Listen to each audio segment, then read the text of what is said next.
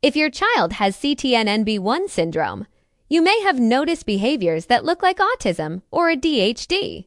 Difficulty focusing, repetitive movements, emotional outbursts, sensory sensitivities. And many parents ask the same question: is this autism? Is it ADHD? Or is it CTNNB1?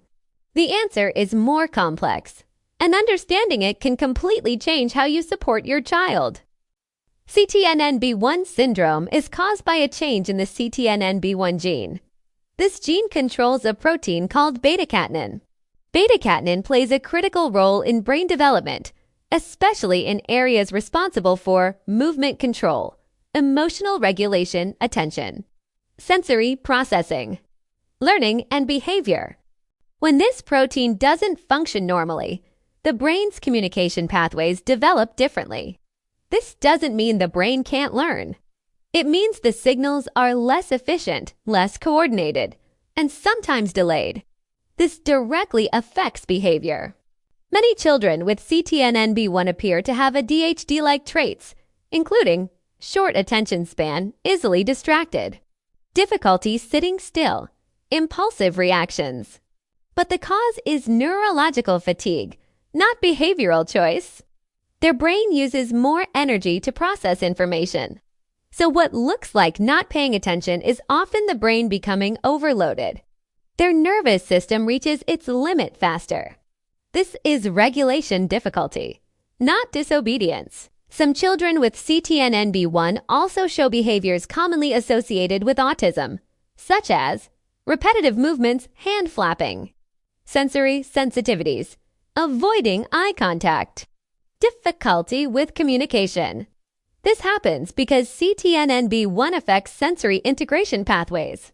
The brain struggles to filter information from the environment efficiently. Sounds may feel louder. Lights may feel brighter. Touch may feel overwhelming. Repetitive movements help regulate the nervous system. They provide stability in a world that feels unpredictable.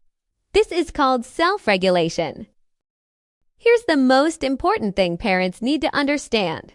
CTNNB1 behavior is driven by neurological processing differences, not lack of willingness or understanding. Many children with CTNNB1 understand far more than they can express. Their motor system, speech pathways, and regulation systems may limit their outward response. But the brain is still learning. This is why progress often happens slowly and unevenly. Skills can appear suddenly after long periods of plateau. Emotional outbursts are also common. This is not manipulation. It's nervous system overload. When the brain becomes overwhelmed, it enters survival mode, fight, flight, or shutdown. The child is not choosing this. The nervous system is reacting automatically. Reducing overload improves behavior more effectively than punishment ever will. Support predictability, regulation. These are the foundations of progress. The brain remains capable of learning. Neuroplasticity, the brain's ability to adapt, continues throughout childhood. With the right support, physiotherapy, occupational therapy, speech therapy, consistent routines. Children with CTNNB1 can and do make progress. Progress may look different, progress may be slower, but progress is real. Every child's path is unique,